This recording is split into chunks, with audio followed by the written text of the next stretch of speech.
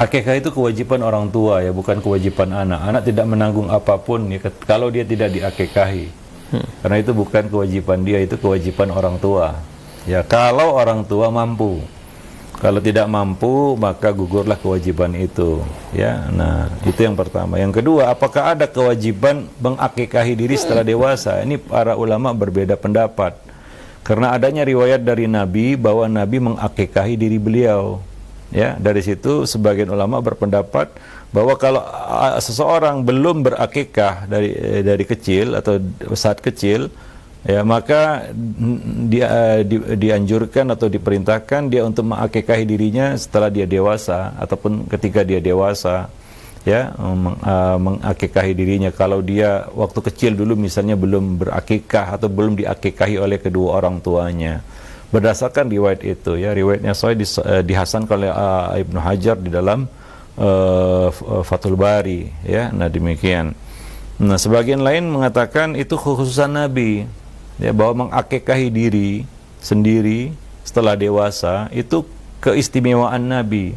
Nabi memiliki beberapa keistimewaan di dalam bab dzabaih, ya, di dalam bab sembelihan. Misalnya Nabi boleh menyembelih kurban atas nama beliau, keluarga beliau dan umat beliau, ya. Nah kita nggak bisa, ya, kita atas diri kita dan keluarga kita nggak bisa kita menyembelih hewan atas nama kita, keluarga kita dan orang se-RW, nggak bisa, ya. Ya, orang se-Indonesia nggak bisa, ya. Nah itu kekhususan Nabi. Nabi boleh berakikah niatnya untuk diri beliau, keluarga beliau dan umat beliau. Nah itu kekhususan Nabi di dalam bab kita katakan sembelihan, ya. Nah, mereka mengatakan termasuk di sini juga dalam bab menyembelih akikah, ya. Nabi menyembelih akikah untuk diri beliau setelah dewasa. Para ulama menjelaskan itu khusus bagi Nabi, dan indikasi yang menguatkan itu adalah bahwa tidak didapati riwayat dari para sahabat bahwa mereka juga ramai-ramai mengakikahi diri mereka, dan rata-rata mereka belum diakikahi, kan, gitu, karena lahir sebelum Islam, ya tentunya tidak diakikahi oleh kedua orang tua mereka. Namun kita tidak dapati riwayat, ya, bahwa sahabat mengamalkan itu, melakukan itu, bahkan yang meriwayatkan hadis tersebut, ya, juga tidak mengakikahi dirinya, ya. Nah demikian, wallahu a'lam bishawab. Jadi ada kaedah bahwa perawi lebih tahu apa yang diriwayatkan.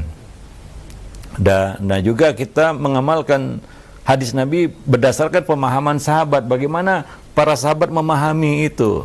Bagaimana para sahabat memahami riwayat itu? Ya, nah, apakah mereka mengikutinya? Ya, atau mereka memandang itu sebagai suatu kekhususan bagi Nabi, tidak untuk mereka?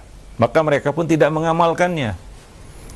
Mereka pun tidak mengamalkan itu, dan tidak ada riwayat, ya, sejauh ini, ya, sampai kepada kita bahwa sahabat-sahabat juga mengakikahi diri mereka. Wallahu a'lam bishawab.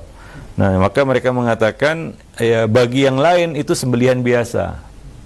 Ya, menyembelih hewan itu satu kebaikan, bagi-bagikan dagingnya, memberi makan kepada orang lain, it'amut ta'am, itu termasuk salah satu amalan yang bisa masukkan manusia ke dalam surga, ya.